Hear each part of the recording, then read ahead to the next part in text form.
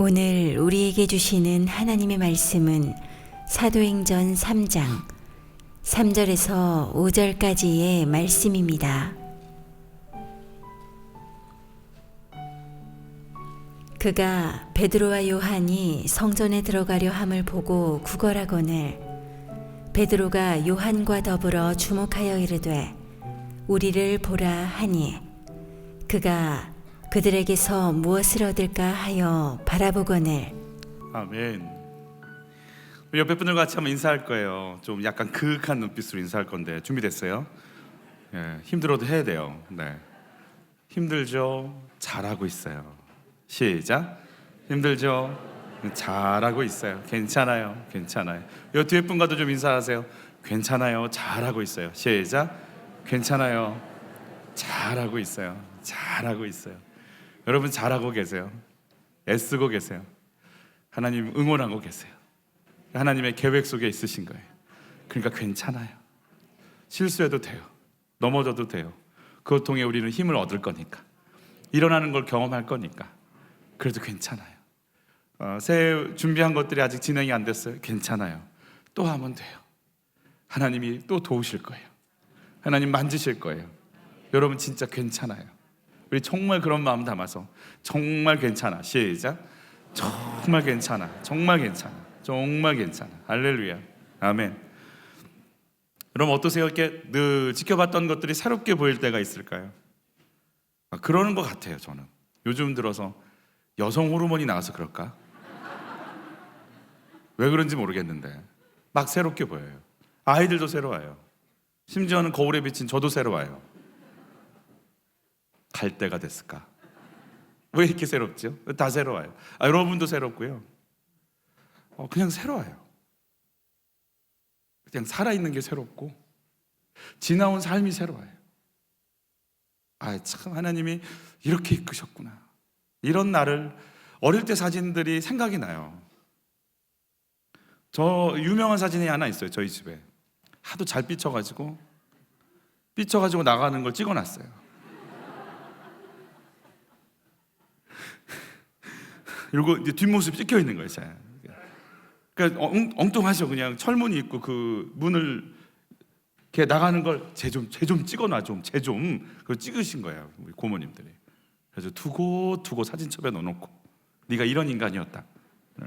근데 너 그것도 새로워요. 그래, 이런 인간이 이렇게 살았구나. 이런 인간이 주의 은혜로 여기까지 왔구나. 그냥 그게 모든 게 새로워요. 그 모양 그 꼴이어도 새로워요. 진짜 모든 게 다 새로운 것 같아요. 여러분 주의 성령께서 우리를 새롭게 눈을 열어주시길 바라는 거죠. 늘 똑같은 것 같은데 새롭게 보이는 것들이 뭐가 있을까요? 여러분 아내가 새로워지기를 바라요. 새 아내 말고 이게 잘 들으셔야 돼요. 이게 적용을 거기다 하시면 안 되고 새롭게 보이도록 고생했다. 참, 나 같은 인간이랑 살아주니라고 고생했다. 난 이럴 때 아멘이 남편들한테 나올 것 같다 생각. 너무 큰 기대를 했군요. 네. 참, 나 같은 아내 데리고 사니라고 고생했다. 남자들만 나오는. 그래요. 참 우리 고생했다. 근데 주의 은혜였다. 은혜였다. 그리고 앞으로도 은혜다. 그래서 똑같은데 변한 건 하나도 없는데 새로워 보이는 거예요. 그래, 하나님이 느껴지고 하나님이 일하심을 경험하면 새로운 거예요. 성전 미문에 앉아있는 40년째 앉아있을 것 같아. 하나도 안 새로워. 40년째 침대에 누워있는 사람이 뭐가 새로워? 아무도 안 새로워. 근데 오늘 베드로와 요한이 새롭게 보기 시작했어요. 이걸 새롭게 보기 시작했어요. 하나님 우리를 그렇게 새롭게 볼 수 있도록 열어주시는 은혜가 있었으면 좋겠어요. 성령께서 이 시선을 우리에게 주시기를. 성령이 시선을 주시면 하나님을 만나는 간절함이 필요하대요. 여러분 하나님께 목마르고 그분 만나고 싶다, 이 소원들이 임하시기를 바라는 거죠. 구걸하는 사람에게 성전은 어떤 의미였을까?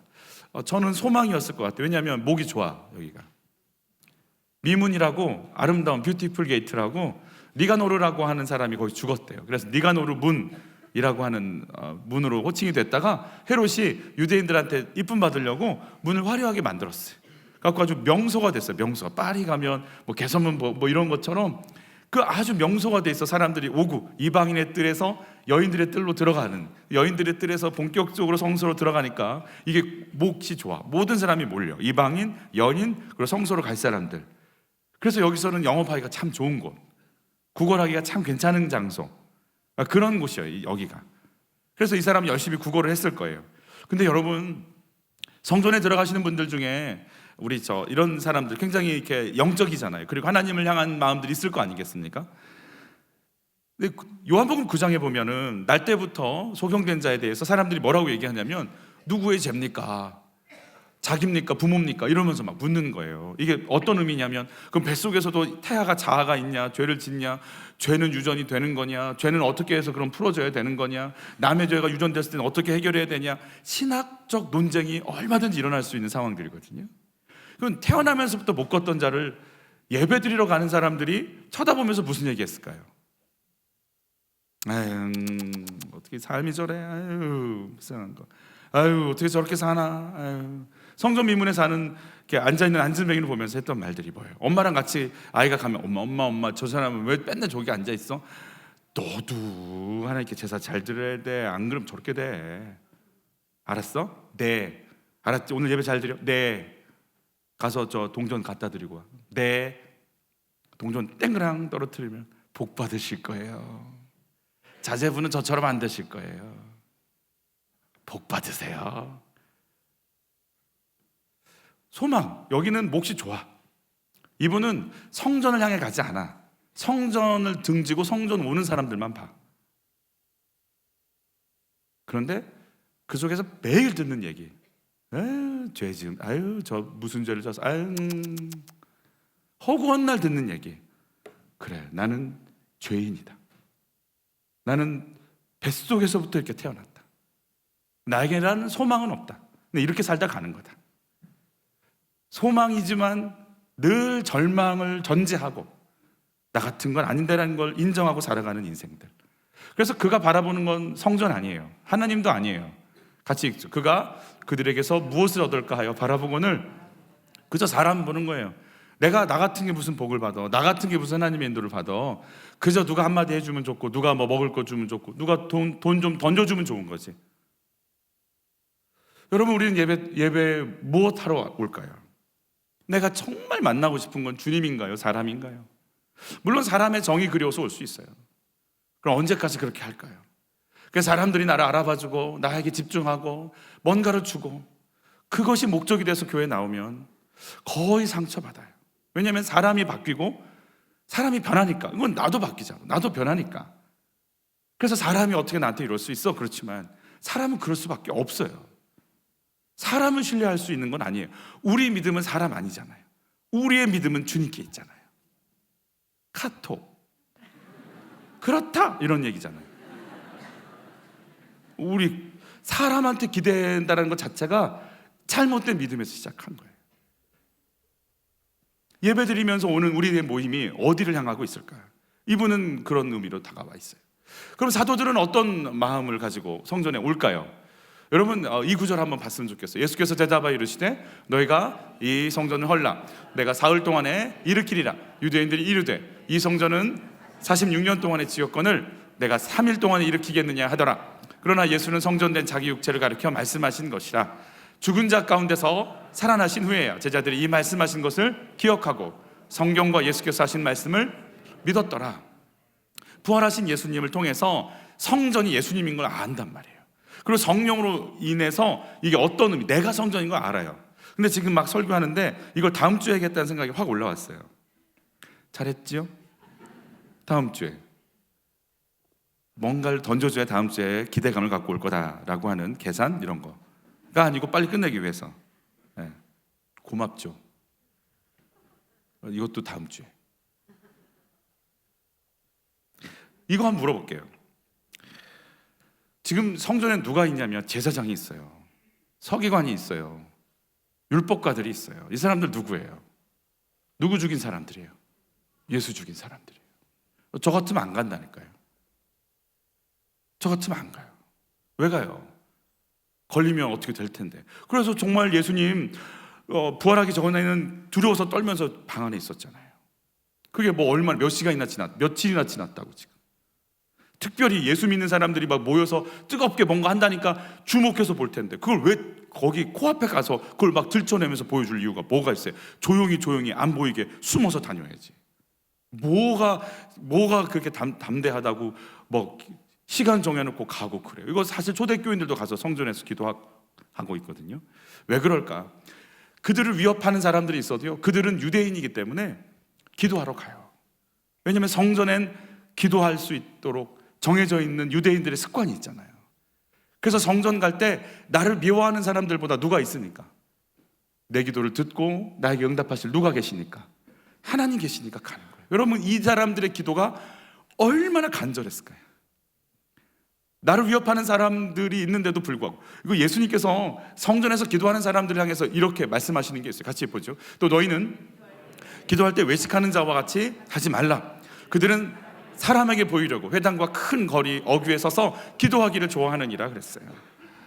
외식하고 사람들에게 보이려고 기도할까요? 이 사람들이 지금 이 목숨을 걸고 위협을 뚫고 잘못 걸리면 어떻게 될 것 알고 오직 할 수 있는 것 한 가지가 기도인데, 그 기도 한마디가 뭘 누구한테 보여주려고 할까요?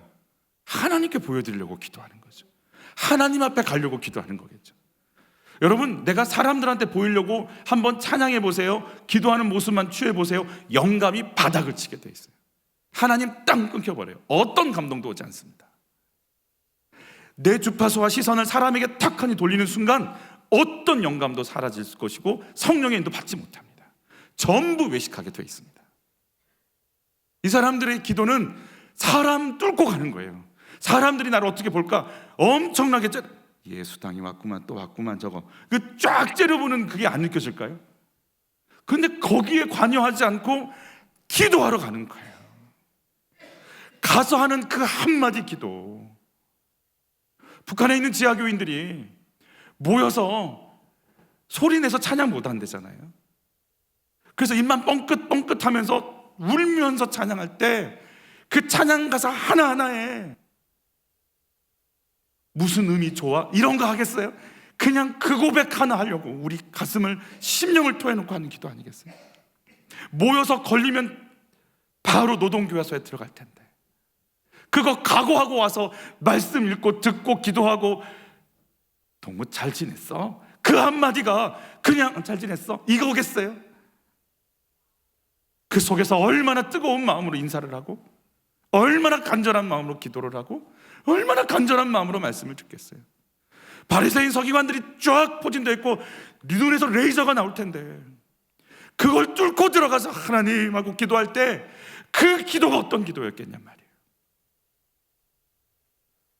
우리의 기도가, 우리의 포인트가, 우리의 초점이 거기에 있기를, 하나님 만나고 싶은 소망, 하나님께 드리고 싶은 간절함, 주의 음성을 듣고 싶은 목마름, 이게 우리의 예배가 되길 바라는 거예요. 하나님 만나러 왔다, 하나님 만나러 왔다. 제가 가끔씩 뭐 조명이 그렇고 마이크가 어떻고 이렇게 얘기 나올 때 이게 예배가 이거 뭐 이럴 때가 있어요, 제 안에. 근데 주님이 그러는 거야. 넌 지금 누구를 드러내고 싶어? 이 예배를 통해 정말 만나고 드러날 게 뭐야? 나라면, 주님이라면 잠잠히 예배 가운데 나가. 나잖아. 하나님 나잖아. 네, 맞아요. 당신이세요. 사람을 뚫고 드리는, 사람의 시선을 뚫고 드리는 예배와 기도. 베드로와 요한이 그 사로잡힘 속에 나가고 있는 거예요. 우리 기도는 얼마나 간절하고 진실할까요? 누가 보면이 아니고 내가 하나님 만나기 위한 목마름의 기도가 나한테 있을까요? 하나님, 난 당신 만나고 싶어. 난 당신 만나고 싶어. 두 번째, 누구의 인도를 받고 있는지 우리 확인해야 돼요. 나면서 못 걷는 이가 어떻게 오는지 같이 읽어요. 나면서 못 걷게 된 이를 사람들이 메고 오니 이는 성전에 들어가는 사람들에게 뭐 하기 위해? 구걸하기 위해 날마다 미문이라는 성전문에 두는 자라. 그는 겉으로 봤을 때 자기 힘으로 걸어올 수 없으니까 사람들이 메고 와요. 누군가에게 들쳐매져서 오게 돼 있는 사람이에요. 그러나 사실은 육적인 것만 그렇게 이 사람을 이끌고 가는 거 아니에요. 이 사람의 삶을 가난이, 좌절이, 두려움이, 저주받았다라고 생각하는 그 의식이 이 사람을 일평생 끌고 가는 거예요. 여러분은 뭐가 여러분을 붙잡고 가고 있어요? 어떤 것들이 여러분을 끌고 가고 있냔 말이에요. 어떤 두려움이 여러분을 끌고 가고 있어요? 내가 하나님 앞에 바로 서지 않으면 안 된다는 거룩함이 끌고 가는지, 사람들이 나를 어떻게 볼까봐 그것이 우리를 끌고 가는지. 가끔씩 제가 하나님 앞에 정말 회개할 수밖에 없는 거, 설교 끝나면 제 아내한테 꼭 물어요. 잘했냐? 설교 어떻게 들었어? 아내가 한마디 하죠. 무슨 소리를 듣고 싶은 거야? 잘했다고. 제 안에 사람의 인정을 받고 싶은, 사람이 나를 어떻게 생각할까에 포인트를 두고 싶은 인정 중독에 빠져 있으니까 그렇죠. 아니 정말 하나님 앞에 인도함 받고 내놨으면 써주신 거 감사하고, 인도하신 거 감사하고, 오늘도 나를 이끌어 주신 거 감사합니다 이러고 마치면 될 텐데 그게 안 되는 나, 어디에 끌려가고 있을까요? 우리 같이 한번 볼까요? 그때 너희는 그 가운데서 행하여 이 세상 풍조를 따르고 공중의 권세 잡은 자를 따랐으니라고 돼 있어요. 저는 주의 성, 그리고 또 같이 읽을게요. 곧 지금 불순종의 아들들 가운데서 역사하는 영이, 그 영이 우리를 휘감아서 공중 권세, 그 흐름, 영적 흐름, 시대의 흐름, 그 조류를 그렇게 우리 속에서 자꾸 끌고 가고 있는 상황 속에 너희 거하고 있어. 우리 다 그렇게 세상의 풍조의 흐름에 따라 살아가고 있는 거예요. 그래서 저는 예수님을 축복해요. 그 계속 기도하는 마음으로 TV를 보시고, 기도하는 마음으로 브라운관에 있기를 바라는, 모니터 앞에 있기를 바라는 거예요. 그냥 정신을 놓고 그대로 받아들이잖아요. 정신 잃어버려요. 최고의 인기 드라마는 전부 복수극이에요. 액션도 그렇고, 악인을 설정하고 보복하고, 그래서 잔인하게 밟는 게 전혀 양심에 거리끼지 않아요. 분노를 마음껏 표출해도 되는 걸로. 그래서 그렇게 보고 나면 속에 뭐가 남을 것 같아요? 따뜻함? 위로? 감사? 물론 그게 남을 수도 있어요. 근데 어쩔 때는요 그런 게 남는 것 같아요. 분노가, 잔인함이, 교활함이, 안갚음이, 씩씩거림이. 여러분 한번 보세요. 몇 시간 동안 이렇게 보고 나서 기도가 나온 줄 아세요? 글쎄 여러분은 나오실 수 있겠는데 쉽지 않아. 이 속에서 뭘 요구해서 이렇게 사단이 우리에게 뭔가를 자꾸 던져주면서 이 시대 흐름이 그렇게 갈 수 있도록 우리에게 먹잇거리를 주는지 봐야 돼요. 여러분 그래서 기도하는 마음으로, 막 기도할 때 TV 볼 때 랄랄랄라 이거 하라는 얘기가 아니고, 주여, 속으로 겉으로 하지 말고 약간 엘레강스하게 그러면서 봤으면 좋겠어요. 그래서 좀 분별하시라고요. 여러분 이렇게 기도하면서 보면은요, 사람 속에 이런 교활함, 아픔, 상처가 어떻게 열매 맺는지가 막 쫙 보이기 시작하고요. 어쩔 때는 그런 모습, 그런 사건, 그런 것들을 통해서 우리에게 사단이 뭘 던져주려고 하는지 그 속셈이 보이기도 해요. 저렇게 계속 저렇게 사는 걸, 저렇게 살아야 된다고 자꾸 우리한테 얘기해 주는 거구나. 거짓말을 하는구나. 거룩지 않도록 하는구나. 즐기라고 하는구나. 정욕을 위해 살려고 저렇게 하는구나. 저걸 계속 던져주는구나. 아이고, 저런 흐름 속에 저런 흐름을 계속 주고 있구나. 저렇게 해서 돈 벌려고 하는구나. 저런 메시지를 줘서 시대를 전부 압도하려고 하는구나. 분별의 은혜가 임하시기를 예수님을 축복하는 거예요. 사도들은 성령의 인도를 받기 시작했어요. 하나님의 인도를 받기 시작했어요. 여러분, 사도들도 본인들의 길 가는 거 아니에요. 우리 저녁 기도회 때 하나님의 길과 사단의 길에 대해서 배우면서 인간은 선택하는 길밖에 없다고 우리 서로 같이 나눴어요. 제자들은 갈릴리 어부로 평생 살 줄 알았고, 세리로 평생 살 줄 알았는데 예수님 오셔서 나를 따르라, 사람 낚는 어부가 되게 하리라 말씀해 주신 거죠. 그리고 이제는 예수님 가시고 성령께서 오셔서 그들을 이끌러 나가시는 거예요. 여러분, 주의 성령님이 나의 가치관, 나의 기준, 나의 시선, 나의 걸음이 되시기를 여러분 예수님을 축복하는 거예요. 근데 그게 뭐냐면 하나님의 마음인 거예요. 하나님 마음대로 가는 거예요. 우리 마음이 가는 곳으로 우리 움직이거든요. 내 마음이 가는 곳에 물건 사고 내 마음이 가는 곳에 가서 밥 먹잖아요. 내 마음이 만나는 사람하고 만나는 고 싶은 거잖아요. 그런 것처럼 성령께서 이끄시는 그 마음, 하나님의 마음이 있는 거예요. 엄정화 씨 보컬 트레이너였다고 하죠. 노영주 대표의 간증인데 40대 때 가수들을 트레이너하면서 돈을 많이 벌었어요. 그래서 건물도 세웠다고 그래요. 그 정도까지. 근데 40대까지 일을 하다 보니까 이런 마음이 올라오더래요. 나는 뭐하고 살지? 난 왜 이렇게 열심히 일했지? 왜 나는 사무실에서 이러고 있지? 내가 왜 살지? 그 답을 찾을 수가 없더래요. 여러분, 내가 왜 살지에 대한 답을 못 찾으면 뭐 하란 얘기예요, 이게? 못 산다는 얘기잖아요. 못 살면 극단적인 선택한다는 얘기예요, 지금. 자기 안에 이 대답이 이 질문이 올라오는데 답을 못 하겠다라는 거예요. 그만 사는 것밖에는 답이 없는데 왜 사는지를 진짜 알고 싶어지더라는 거죠. 꼭 그런 거 있잖아요. 달려가긴 달려가고 있는데 엔진이 꺼진 상태에서 달려온 힘 때문에 달려가는 거지, 내가 지금 의도하고 방향해서 가는 게 아닌 상태. 다행히 일직선이라 그냥 가는 거지. 곧 이렇게 바꿔지는 곳에 있으면 부닥치고 뭔가 사고가 날 것 같은 내 마음, 내 삶, 그냥 아빠니까 직장이니까 그냥 하는 거지. 목적도 방향도 아무것도 없이 막 가는 나, 뭐가 조금이란 방해물에도 나오면 툭 튀어져서 사고가 날 것 같은 나, 다 왜 살지? 묻고 싶어지는 거예요. 책을 발견했어요. 40대 때 사람들이 수도원에 들었다가 적응을 못하고 다 빠져나가는 어떤 이유에 대해서 심리학자와 종교학자들이 얘기 나눈 책이에요.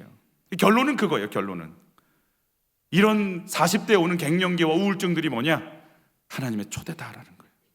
하나님의 온 세상을 지었지만 내 안에도 계신 그 하나님, 내 안에 계신 그 하나님이 나에게 말을 걸기 시작하고, 네 뿌리가 뭔지 아니? 네가 왜 사는지, 그리고 네가 어떤 삶을 어디를 향해 가야 되는지 아니라고 하나님이 내 속에서 나를 만나고 싶은 초대, 간섭인 거예요. 묻는 거예요. 그래서 허무한 거예요. 여러분, 예수 믿다 보면 충만하면 놀라운 걸 경험하게 될 거예요. 허무해질 수 있어요. 재미가 없을 수 있어요. 하도 목사가 뭐라고 해가지고 쇼핑도 재미가 없어, TV도 재미가 없어, 여행도 재미가 없어. 어떻게 살란 얘기야? 안 그러시구나. 여전히 재밌구나. 재미가 없어, 재미가 없어. 뭐지? 내 힘이 뭐지? 예전엔 그게 내 원동력인데 재미가 없어, 재미가 없어. 여러분, 그 시간이 있어요. 이렇게 열차가 끊어지고 다른 열차로 철커당 꿰어서 갈 그 도킹이 바뀌는 그 시간대가 있어요. 그래서 허무해요. 그럴 수가 있어요. 우린 뭐 갱년기라고 얘기하는데 다시 나를 보는 거예요. 내가 왜 살지? 뭐 때문에 살았지? 내 기쁨의 근원이 뭐지? 묻고 싶어지는 거예요. 정말 하나님이 날 창조, 하나님의 인도, 하나님의 역사, 이끄심, 이게 그냥 하는 말이 아니고 실제 내 삶이 될 수 있는, 실제 내 기준이 될 수 있는 하나님의 간섭이 있기 시작하는 거예요. 이분이 고민하다가, 그래, 하나님이 나를 만나기를 원하시는 초대라면 내가 하나님께 좀 가고 싶다라고, 제가 뭐 권장해 드리는 건 아닌데 산티아고라고 하는 순례길을 갑니다. 산티아고 900km, 서울 부산이 400km. 그래서 산티아고를 가기 힘드시면 서울 부산을 걸어서 갔다가 다시 돌아오면 된다. 900km를 걸어요. 그러니까 900km를 걸으니까 사람이 어떻게 되냐면 단순해진대요. 가다가 자고 먹고, 가다가 자고 먹고, 가다가 자고 먹고, 그것만 며칠을 하는 거예요. 며칠을. 그러니까 사람이 단순해지니까, 자기 생각이 쭉 빠져나가니까 주의 음성이 들리는 거예요. 그러니까 주의 음성을 항상 들렸는데 내가 생각이 많아. 저 사람이 나를 어떻게 생각하고, 나는 이거 해야 되는데, 이 정도는 해줘야 되는데, 이런 옷을 입어야 되는데, 어디는 놀러 가야 되는데, 이건 먹어줘야 되는데, 이건 맛집을 이러니라고 내 생각이 많아서 안 들린 거였는데, 가서 그냥 터벅터벅 걷기만 하니까 아프면 자고 아프면 쉬고, 잠자다 일어나서 좀 체력이 오면 또 걷고, 맨날 그거만 하니까 단순해지니까 주의 음성이 들리는 거예요. 어떤 음성이 들리느냐면, 야, 너 뭘 하든지 내가 너 사랑한다. 너 사람들한테 잘 보이려고 여지껏 살아왔지? 아니, 안 그러겠어요? 보컬 트레이너로 그 목소리를 잘 내게 하려고 얼마나 민감하게 사람들에게 잘 보이게 하는 것에 목적을 두고 사람들을 트레이닝 시켰는데, 사람들이 나를 어떻게 볼까가 얼마나 민감한 거겠어요. 그게 다 수입인데. 근데 주님이 그러시대요. 너 사람들한테 잘 보여주지 않아도 내가 너 사랑한다. 그 모습 그대로를 잘하지 않아도 내가 너 사랑한다. 우리 같이 한번 고백해 보시죠. 잘하지 않아도 그 모습 그대로 하나님이 나를 사랑하세요. 이거 받아들이기가 참 쉽지 않아요. 잘해야 사랑받을 것 같아요. 율법과 복음의 기준점이에요. 내가 잘해야 인정받고 잘해야 사랑받고 잘해야 천국 가는 거예요. 자격 있다고 생각하는 큰아들의 영적인 상태예요. 난 아무것도 아니에요. 하나님께 버림받을 것 같은데 나 버리지 않고 살려주셨어요. 그게 고맙고 감사해서 잘한 삶을 살고 싶은 상태. 그게 예수 믿는 상태거든요. 이게 복음이거든요. 나의 의가 아니고 그의 그의 도우심으로 사는 인생. 그게 열리기 시작한 거예요. 하나님 이 모습 이대로 사랑하신다. 아멘. 우리 힘드시겠지만 다시 하죠. 옆에 분한테 이뻐? 이렇게 시작.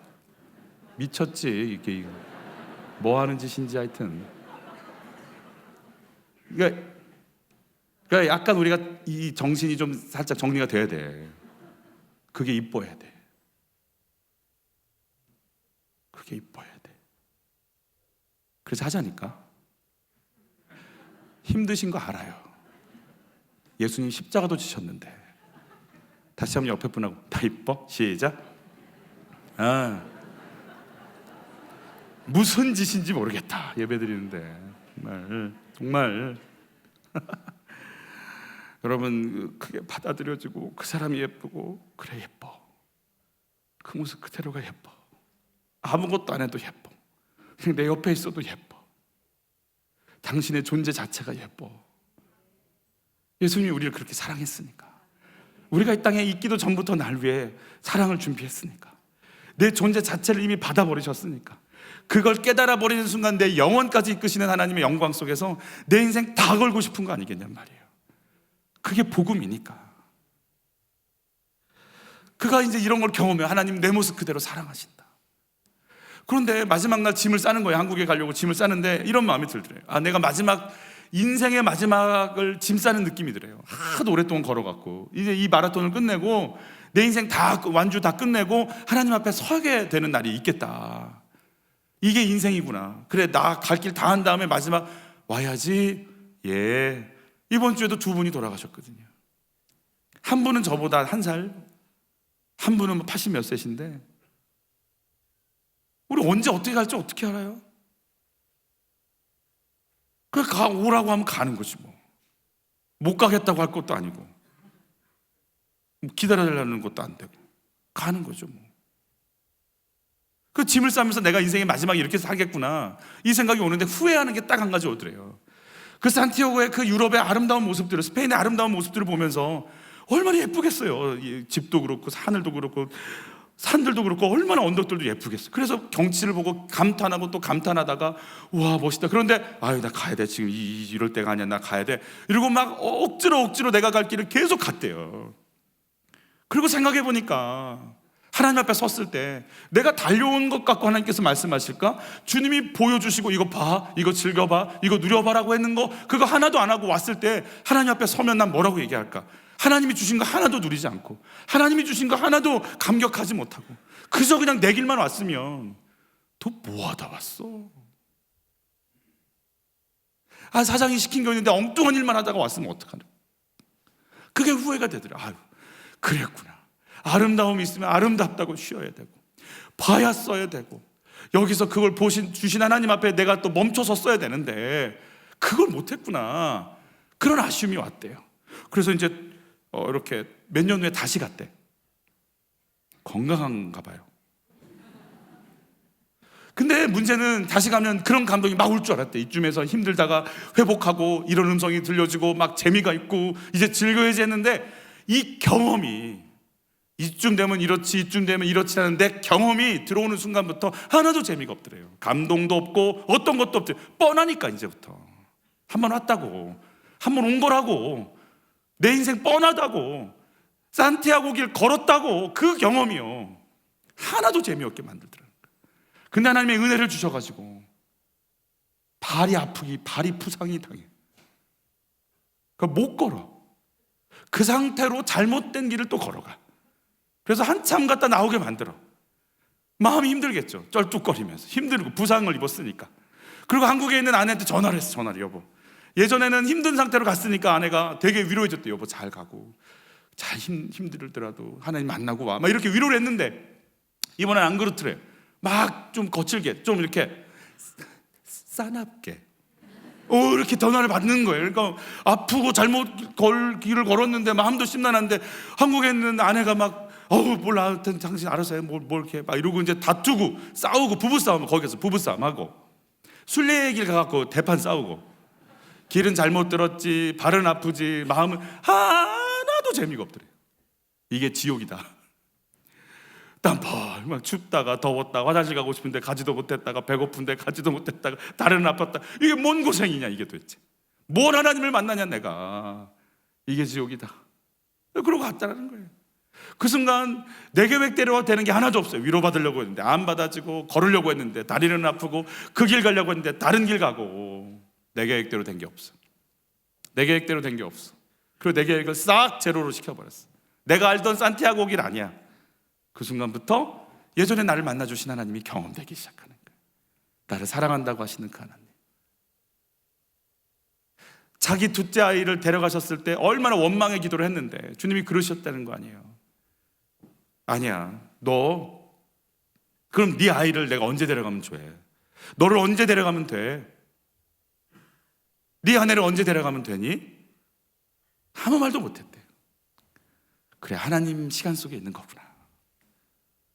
그리고 났더니 살아남아있는 첫째를 보면서 애지중지가 되는 게 아니라 얘는 하나님의 아이야, 내가 아니고 하나님 만나야 될 아이야, 이게 막 정리가 되고, 첫 번째 왔던 길에서 날 사랑한다는 주의 음성이 다시 또 생각이 나고, 여러분 내가 빠져나가니까 주님이 다시 나타나기 시작하는 거예요. 그래서 정말 하나님만 남는 산티아고 길을 또 걸었다고 얘기를 하시더라고요. 여러분, 내가 성령의 인도를 어떻게 받냐고요? 내 경험 의지하지 않을 때요, 뻔하다고 생각하지 않을 때요, 날마다 하나님이 나에게 어떤 일을 행하시고 열으실지 기대할 때요, 목마를 때요, 주님밖에 없다고 얘기할 때요, 성령은 우리 역사하십니다. 뻔하지 않습니다. 나도 뻔하지 않고 너도 뻔하지 않고 우리 모두 뻔하지 않습니다. 새롭습니다. 사도들은 구걸하는 자, 40년 동안 앉아있는 그 사람, 뻔한 그 사람, 근데 하나님께서 그 속에서 다시 보게 만드시는 거예요.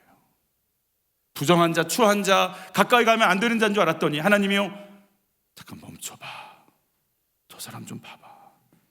저 사람 있지? 예, 저 사람이야. 뭐요? 저 사람이라고. 뭐요? 살려내고 싶어. 같이 한번 읽어볼까요? 베드로가 요한과 더불어 주목하여 이르되 우리를 보라 하네. 여러분, 우리를 보라는 게 뭘 보겠어요? 베드로를 보라는 얘기겠어요? 어부의 그 베드로의 그 거친 얼굴들, 손마디가 그 물에 다 씻겨서 여기저기 상처난 그 손, 그 갈릴리의 해변가에서 끊임없이 받아서 구릿빛이 되어버린 얼굴 피부 보란 얘기겠어요? 지금 베드로와 요한 속에서 하나님의 일을 시작하는 하나님의 그 역사, 예수 그리스도의 눈빛을 보라는 거 아니겠어요? 여러분, 베드로 안에 이게 있어요. 베드로는요, 예수님 저주했어요. 예수님 부인했어요. 도망갔어요. 그런 자신을 기다려줬어요. 여러분, 예수님의 눈빛이 어떤 눈빛이었어요? 저주하자 누가복음에서는 닭울음 소리가 났고요, 누가 그때 쳐다보시면 예수님이 돌아보신다고 그랬어요. 그리고 예수님이 베드로와 눈이 마주치세요. 여러분, 베드로와 예수님의 눈 마주칠 때 예수님 눈빛은 어떠셨을 것 같으세요? 여러분, 어떤 눈빛이었을 것 같아요? 그럴 줄 알았어. 그건 아니에요. 그랬다면 베드로는 이제부터 등장하지 못해요. 예수님의 눈빛이 뭐예요? 괜찮아, 기도하고 있어. 내가 얘기한 대로 너 일어나야 돼. 베드로야, 무너지지 마. 무너지지 마. 알아, 너 약한 거 알아. 지금 나 너 기도하고 있어. 베드로야, 여전히 사랑해. 나 너 기다려. 그러니까 베드로가 통곡하고 꾸역꾸역 사도들이 있는 자리에 모여가지고 기도하고 앉았어요. 방금 전까지 저주하고 모른다고 실컷 떠들었던 사람이 꾸역꾸역 꾸역꾸역 와서 기도하는 자리에 앉아있고, 성령 임하신다고 하는 마가의 다락방에 꾸역꾸역 앉아있을 수 있는 이유, 베드로야 일어나야 돼. 일어나야 돼. 괜찮아. 베드로가 봤던 그 예수님, 갈릴리 해변가에서 다시금 모닥불을 피워놓고 베드로야 너 나 사랑해? 눈 못 쳐다봤을 것 같아. 예수님 뭐라고 했어요? 내 양을 먹여? 내 양을 쳐? 부탁할게? 그 예수님의 사명을 부탁하는 간절한 눈빛, 베드로가요 그걸 알아요. 베드로의 눈 속에 뭐가 있을까요? 40년간 일어나지 못해서 저 한 푼 주시든가 이러고 있는 그 한 사람한테, 소망도 어떤 것도 없는 그 한 사람한테 일어나. 이제 하나님이 당신 통해 일하실 거야. 40년간 못 걸어오는 거 알아. 근데 하나님 이래. 제발 일어나. 나도 일으켜 세우셨거든. 일어나. 우리를 봐. 내 눈에서 그 주님을 좀 봐. 우리도 이럴 때 있죠. 아이들한테 엄마 눈 봐. 자, 시선 펴. 엄마 눈 봐. 그런 눈 아니야. 그런 눈 아니야. 그냥 보고 있으면 그냥 눈가에 눈물이 꽉 맺혀서 괜찮아. 아들 괜찮아. 아들 괜찮아. 엄마가 처리할게. 괜찮아. 엄마가 배상할게. 아니야, 다 실수해. 괜찮아.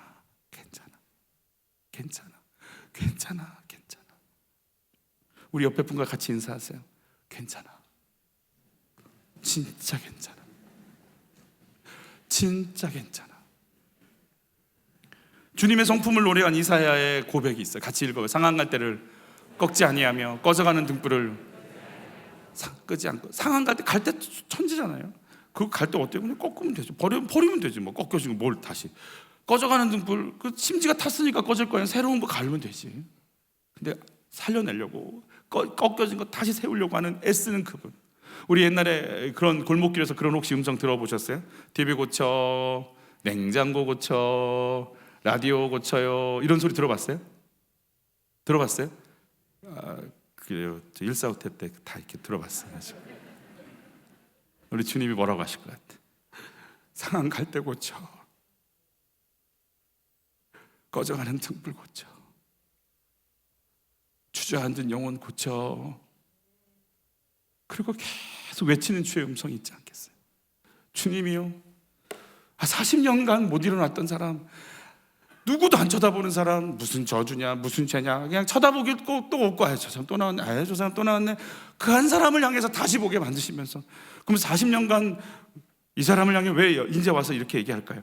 아마도 40년 동안 말했는데 못 들었을 수도 있어요. 아마도. 우리 큐티에, 이번에 새벽 큐티에 뭐라고 되냐면, 예수님이 비로소 사역을 시작하시더라 그랬거든요. 세례관이 자꾸 안 된다고 그러니까 비로소, 이제서야, 인제서야라고 하는 거.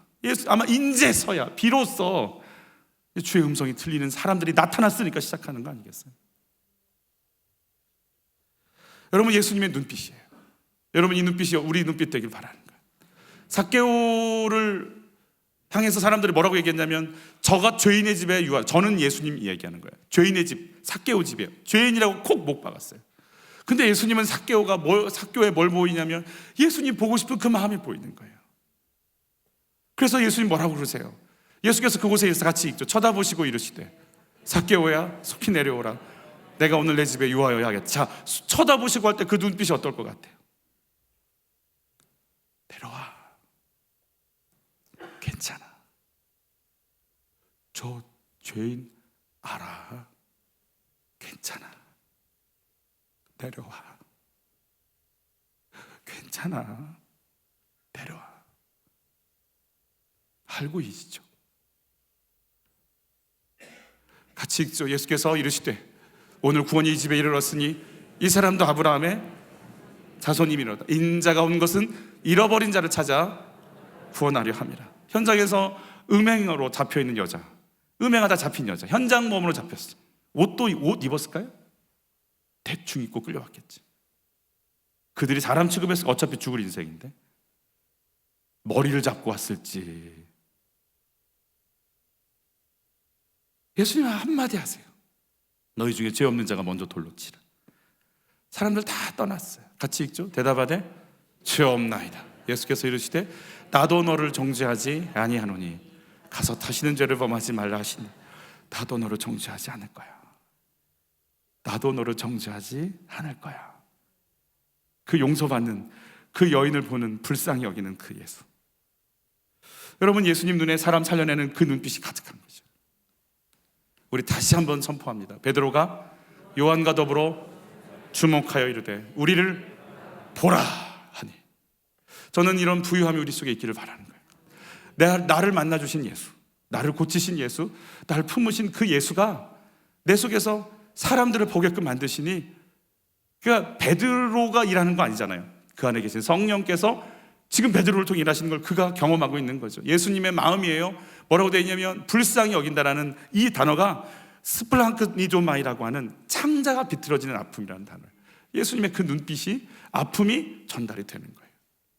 여러분, 그 긍휼과 채울의 은혜가 우리 가운데 있기를 축복하는 거죠. 제자들에게 주신 사명, 베드로에게 주신 사명이 뭐라고요? 내 양을 먹이라, 내 양을 치라 였잖아요. 그러면 여러분, 지금 예수님의 눈빛이 내 양을 치라, 내 양을 먹이라의 사명을 받은 베드로라면, 그 눈빛이 있다면 지금 성전의 미문에 앉아있는 안전뱅이는 누구 양이에요? 누구 양이에요? 예수님 양이에요. 여러분, 우리가 누군가를 도울 때 에이 좀 도와줘야겠네, 뭐가 필요하세요?가 아니고 예수님의 양이네. 내가 살려야 되고 내가 섬겨야 되고 내가 도울 뿐이네. 그걸 주님이 지금 열어주셨네. 아, 내가 그 사람 좀 힘 좀 썼어. 내가 좀 이번에 은혜 좀 뭐 있길래 좀 던져줬어. 가 아니고 예수님의 양이네. 그분이시네. 내가 섬겨야 될, 내가 이분 때문에 내가 여기 있네. 우리는 나 때문에 당신 살았어가 아니고 예수님의 양을 살려내려고 내가 여기서 사명 갖고 사네. 다시 보게 되는 거예요. 내가 당신을 어떻게 도와야 될까요? 자인표 씨가 모태신앙이었는데 예수의 음성을 들어본 적이 없어서 늘 주의 음성 듣고 싶었대요. 그런 감동을 좀 받고 싶었대. 심지어는요, 지저스라는 뮤지컬에서 예수님 역을 4년간 맡았는데도 그게 안 왔대요. 근데 신혜라 씨가 컴패션을 통해서 동인도에 가서 사역을 하려고 하는데 일정이 생겨가지고 못 갔대요. 남편한테 부탁한 거, 당신이 좀 가. 당신이 좀 가. 여자가 얘기하면 듣는 것이 진리죠. 그래서 갔대요. 갔는데 원치 않았어. 그래서 남들은 다 비행기 이렇게 이코노미 가는데 자기만 1등석 타고 그리고 그냥 편하게 갔대요. 그리고 같이 섞이기 싫어갖고 그 팀들하고 인도에 도착해서 한 3시간 4시간은 버스를 타고 갔고, 담당하신 목사님 부탁하시더래요. 차인표 씨, 지금 만나는 아이들은 이 세상에서 가장 가난한 애들이에요. 보잘것없는 애들이에요. 이 아이들 만나면 좀 안아주세요. 그리고 이렇게 얘기해 주세요. 너희들 사랑받기 위해 태어났어. 내가 너희를 사랑해. 근데 차인표 씨도 그 생각은 했대. 나 그 정도나, 그래 나도 그 정도는 하려고 생각했어. 그래 그 정도는 해줘야지 여기까지 왔는데, 그러고 서 있는데 수백 명이 서 있는데 아이들이 다 흰 옷을 입었는데 옷이 다 꽃 꾀재재한 거예요. 근데 맨 앞에 있는 6살 7살 되는 아이가 손을 내밀더래요. 그래서 이제 그거 하려고, 하나님이 너 사랑해, 너는 사랑받기 위해 태어난 존재야, 그거 하려고 그 아이 손을 딱 잡았는데 그 순간 그토록 듣고 싶었던 주의 음성이 들리더라는 거예요. 인표야, 잘 왔다. 내가 여기서 너 기다리고 있었다. 내가 너 사랑한다. 너는 사랑받기 위해 태어난 존재다. 그 음성 들어보려고 뮤지컬도 하고 뭣도 하고 별별 거 다 해봤는데, 여기서 이런 아이를 만나는 순간 그 음성이 들리는 거예요. 여러분, 우리가 누굴 도와준다고 생각해요. 맞아요, 도와요. 그러나 내가 도울 때 내가 누군지 알아요. 내가 왜 이 땅에 존재하는지 알아요. 제가 참 좋아하는 한 목사님이 계세요. 그분 목사님의 아들이에요. 32년 전에 아버님이 초등학교 시절에 교통사고를 당했어요. 그리고 지금까지 누워 계세요. 의식이 있는 채로 32년간. 사모님이 있던 어머님은 사모로 살다가 이제 생계를 책임져야 되니까 새벽엔 건물 청소하고 야쿠르트 배달하고 식당 설거지하면서 사는 거예요. 동생은 돌봄 못 받았다고 늘 피해의식 속에 있고, 학교 마치면 와서 아버님 대소변 받아내고 떠드리는 거 하고, 얼마나 기도를 간절히 했는지 그냥 환상이 보일 정도. 아버님이 양복 입고 다시 서 계신 모습을 막 자꾸 보는. 근데 그가 이런 말을 해요. 32년간 아버님 누워 계신 걸 보면서 인간의 전적 무능함을 경험하기 시작하고, 삶의 무력함이 뭔지 알기 시작하고, 아버지의 누워있는 모습을 통해 세상이 두려운 게 아니라 하나님이 두려운 것이 뭔지 깨닫기 시작하고, 그냥 빨리 돌아가셨으면 좋겠다.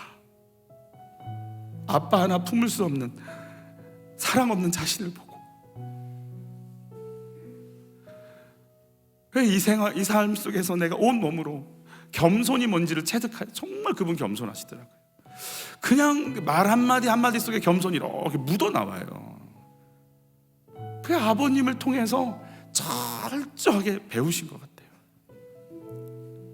막연하게 생각했던 아버지와의 사건들을 보면서 이 사건은 저주의 사건이 아니라 우리 가정을 하나님만 바라보는 인생으로 세우시려고 하는 하나님의 만지심이었다는 걸 인정하게 되는 거예요. 말씀을 통해 다시 배웠어요. 이제는 어머님이 아프시대요. 하도 고생하며 사셔갖고 이제는 어머님이 돌아가시게 생겼대요. 그분이 이렇게 얘기해요.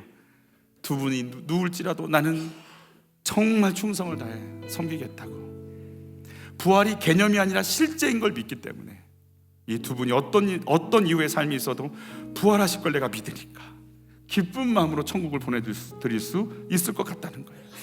여러분, 내가 예수님을 만날 수밖에 없도록 이끄신 부모가 최고의 부모예요.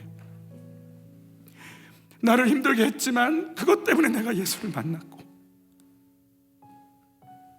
저주 아니야, 이런 사람이 여기 왜 있어?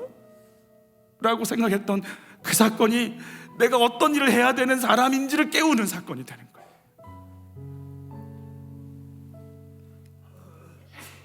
저는 사도들이 평안하고 안락한 상태에서 성전 기도하러 갈 때면 기도하다 자고 기도하다 딴 생각했을 것 같아요. 근데 시퍼런 사람들이, 바리새인이, 사두개인이, 서기관이, 제사장이 저것들 왔어, 저것들 왔어.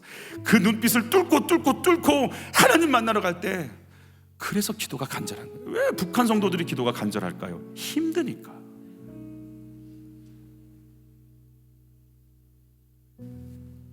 힘드니까.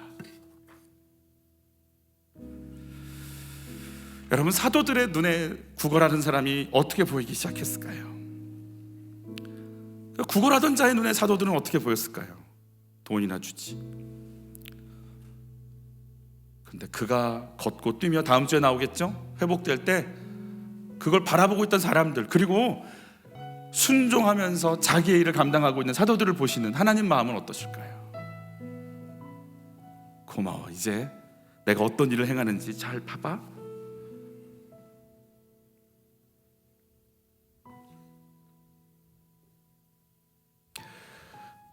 며칠 전에 교육자들과 함께 뮤지컬을 보고 왔어요.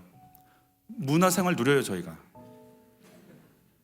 한 교회에서 말씀 가지고 사도 바울에 대한 거 하셔갖고 가서 보고 왔어요.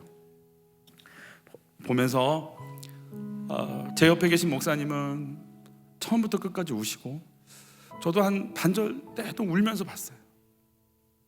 사도 바울이 예수 그리스도의 빛으로 앞에 사울아 사울아 네가 왜 나를 핍박하느냐 엎드려지는 그 장면들, 맨 마지막에 뮤지컬이 다 맞춰지고 무대엔 아무도 없는데 무대에 있는 이 조명들이 무대를 비추는 게 아니라 방향을 바꿔서 객석을 비추기 시작했어요. 눈뜨기 힘들 정도로 강력한 빛으로, 마치 우리들에게 사울아 사울아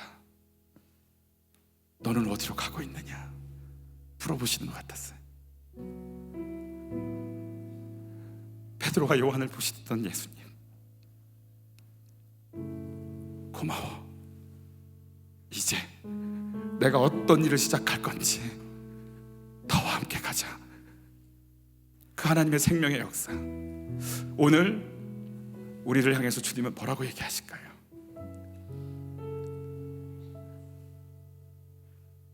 우리에게 어떤 마음을 주실까요? 오늘 우리 눈에 하나님이 붙여주신 그 한 사람이 보이기를 축복합니다. 오늘 내가 품고 살려내야 될 그 한 사람 때문에 내가 누구인지 아는, 내 속에 뭐가 있는지 아는, 나를 통해서 주님이 어떤 일을 행하시는지 아는 우리가 되기를, 살아내고 살려내고 우는 자와 함께, 아픈 자와 함께 울 수 있는 그 부유함이 있기를 축복해요. 우리 찬양하면서 하나님의 시선이 우리 것 되게 해달라고 우리 고백, 신앙 고백했으면 좋겠어.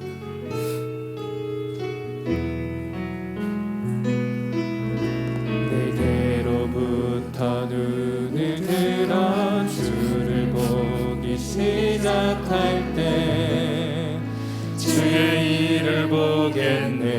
내 작은 마음 돌이키사, 내 작은 마음 돌이키사 하늘에 꿈꾸게 하네. 주님을 볼 때, 주님을 볼 때 모든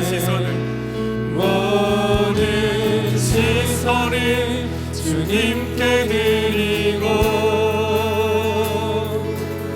살아계신 하나님을 느낄 때 내 삶은 주의 역사가 되고 하나님이 일하기 시작하네. 성령이 나를 변화시켜, 성령이 나를 변화시켜 모든 두렵 사라지네. 주의 일을 보겠네. 화폐한 땅 한가운데서 주님 마음 알게 되리. 주님을 볼 때 모든 시선을 주님께 드리고 전능하신 하나님을 느낄 때 세상은 주의 나라가 되고 하나님이 일하기 시작. 모든 시선을 주님께 드리고 모든 시선을 주님께 드리고 살아계신 하나님을 느낄 때 내 삶은 주의 역사가 되고 하나님이 일하기 시작하네. 첫 번째, 베드로 안에 베드로를 품으셨던 그분의 눈빛이 와 있기 때문에 사람들을 그렇게 볼 수 있어요. 나를 사랑한 주님이 있기에 내가 그렇게 볼 수 있어요. 저는 이 시간 이런 기도했으면 좋겠어요. 하나님, 저 이뻐요. 이뻐. 이쁘다고. 이쁘다고. 아들 예수를 줄 만큼 예쁘다고. 네 존재 자체가 예쁘다고. 이런 나를 네가 받아야 돼. 이런 나를 네가 품어야 돼. 이런 나를 받아들여봐. 넌 예뻐. 미치도록 예뻐. 너를 잠잠히 사랑한, 즐거이 부르고, 너 예뻐. 너 예쁘다고. 너무 예뻐. 60평생 고생했어. 그 힘든 시간 잘 왔어. 네 주름 예뻐. 네 수술한 자국 예뻐. 깊이 패인 눈꼴이 예뻐. 더 예뻐. 나를 좀 받아들여. 네 시선이 사람들의 평가에 있지만 넌 그대로 예뻐. 실직했다고 예뻐. 아프다고 예쁘다고. 예쁘다고. 예쁘다고. 널 위해 준비된 천국이 있잖아. 더 예뻐. 그리고 거기서 나와 함께 보고, 나와 함께 만지고, 나와 함께 이 생명 나누자. 나와 같이 보자. 알았지? 초청하시는 하나님 만났으면 좋겠어. 기도할 때 하나님이 나를 보는 시선을 받아들이게 해주세요. 내가 누군지 하나님 눈으로 나 보게 해주세요. 나 예뻐요? 더 예뻐. 너무 예뻐. 그래서 내 눈도 세상이 예뻐 보이게 해주세요. 세상이 달리 보이게 해주세요. 주님, 내 눈 뜨게 해주세요. 우리 주여 한번 외치고 기도로 나갑니다. 주여. 모든 시선이 주님께 드리고 살아계신 하나님을 느낄 때 내 삶은 주의 역사가 되고 하나님이 일하기 시작하네. 모든 시선을 주님께 드리고 전능하신 하나님을 느낄 때 세상은 주의 나라가 되고 하나님이 일하기 시작하네. 삭개오야, 내려와. 삭개오야, 괜찮아. 베드로야, 넘어지지 마. 다시 일어나야 돼.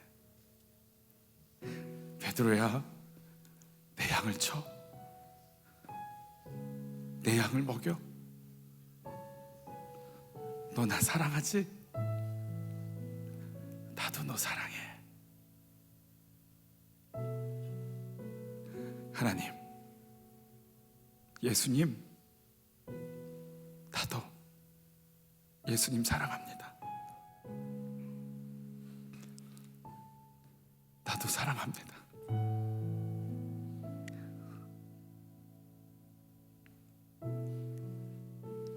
제가 아픕니다. 제가 병들었습니다. 제가 두렵습니다. 제가 혈기로 가득 차 있습니다. 제가 절망 속에 있습니다. 고쳐 주옵소서. 고쳐 주옵소서. 주님밖에는 없습니다. 이 두려움에서 나올 용기도 없고 이 삶의 무게 앞에 일어날 힘도 없나이다. 당신의 눈빛을 다시 한번 비춰주옵소서. 일어나라. 네가 할 일이 있다. 주여, 다시 눈뜨게 하소서. 내가 누군지 다시 보게 하시고 안진뱅이만 일으키는 게 아니라 나도 일으켜 주옵소서. 그리고 베드로를 일으키시고 세우셨던 것처럼 이제 우리와 함께 주님이 만지고 싶으신 그 한 사람, 주님이 손대고 싶은 그 한 사람, 나도 손대게 하소서. 나를 보라. 내 안에서 당신을 살리기 원하시는 내 눈을 보라. 우리도 말하게 하여 주옵소서. 내 눈엔 예수의 눈물이 나게 하시고 내 눈엔 예수의 긍휼로 가득하게 하시고 내 눈이 예수님으로 빛나게 하소서. 세상이 다시 보이게 하소서. 새롭게 보이게 하소서. 힘듭니다. 돈이 없습니다. 어디서 빌려와야 될지도 모릅니다. 거절당했습니다. 그래서 하나님 앞에 물질을 내놓는다는 것도 고민이 됩니다.